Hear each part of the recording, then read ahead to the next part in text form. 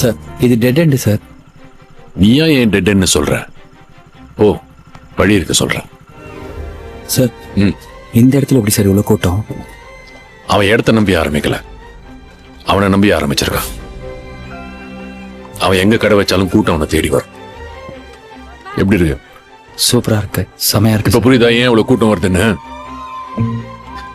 திருநெல்வேலியில இருட்டு கடை பத்தி தெரியுமா? ஆ தெரியும் சார். ஒரு காலத்துல கோயில் எதிர்த்தாப்புல கரண்டே இல்லாம இருட்டுல ஆரம்பிச்சுது. அதனாலதான் பேர் இருட்டு கடை.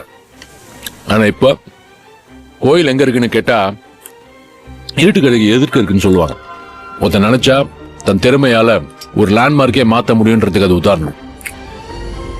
ஒரு பொருள் அங்க மட்டும்தான் கிடைக்கும்னா அது எங்க இருந்தாலும் கூட்டம் தானா தேடி வரும். இதோ இந்த மாதிரி பூவை தேடிதான் எப்பவும் வண்டு வரும், வண்டை தேடி பூ போவாது. அதான் இயற்கை.